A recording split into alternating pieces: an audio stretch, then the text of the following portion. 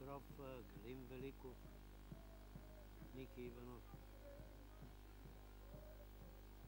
Това беше Георги Петков. Сега Дилян Димитров, капитана на домакините с топката.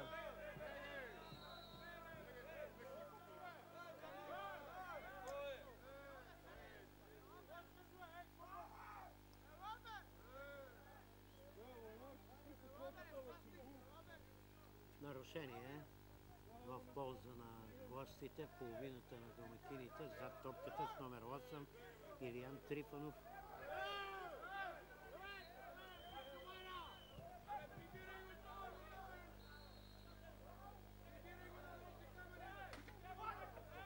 И ето дивотиите предизвикани от фенове. Предполагам, че това са фенове. Нека колегите да покажа камерата и е в помощ на... Не може така. Това са фенове от Велико Търново, които предизвикаха боя. Зък, че футболистите и на двата отбора, уважаеми зрители, двубоя е прекъснат временно. Двата отбора играят изключително коректно. Правят се гостите, феновете на буксиори, а и тук домакините се увлекоха и те налетеха да раздават правосъдие. Имаше нокдаун и нокаут, обаче предполагам, че камерите на телевизия Етарава са запечатали този момент, но и полицаите веднага си влезаха в ролята. Видимо пиян фен на малката групичка от Велико Търново предизвика скандала.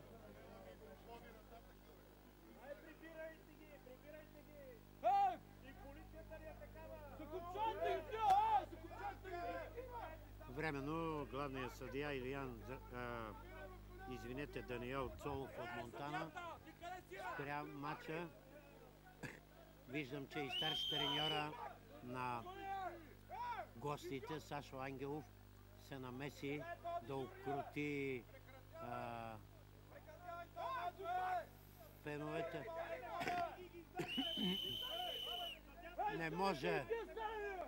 Не може да... Те не са виновни отбора на гостите, че да бъде прекратен двубоя. Но чакат...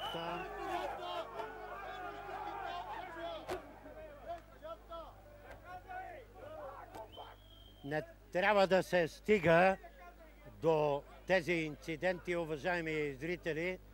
Какво са виновни футболистите на двата отбора, че има при феновете диваци, а като гледам този фен на гостите от Търново е като скакалец, чирус, но явно добре владее бойните изкуства. Трябва да бъде изведен извън терена от органите на реда. Какво са виновни над 350 зрители да гледат дивоти на стадиона в Червен бряг? Поне за сега няма съдийски гафове, няма гафове от страна на футболистите на двата отбора.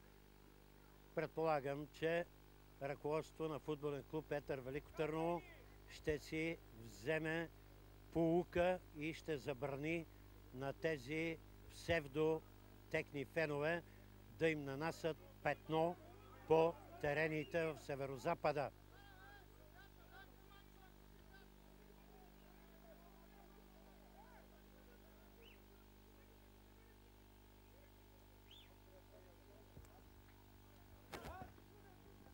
Подвикват тук публиката, прекратете матча.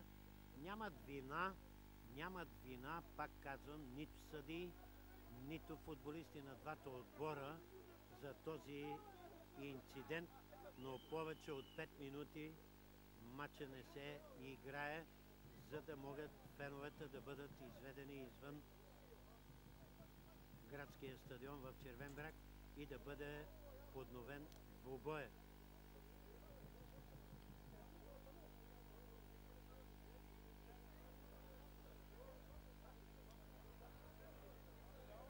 Прав е главният съдия от Монтана, Даниел Цолов. Казах ви, топ рефер, много взискателен и принципен рефер.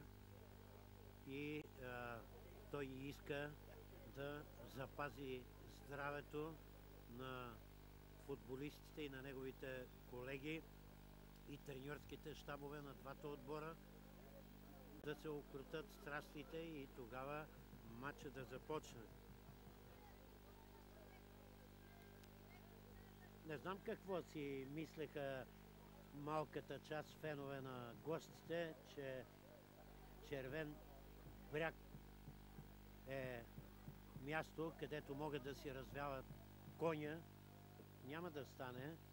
Тук винаги е имало организация. Аз поне от толкова години екипа на Рава Спорт, уважаеми зрители, виждам за първи път такава наглост, такова нахалство от страна на гостуващи фенове.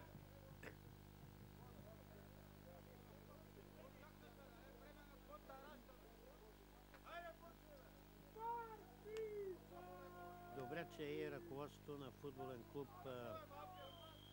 Партизан и полицията се намешаха и, разбира се, старши треньора Сашо Ангелов и неговия щаб. Но дивотийци си дивоти.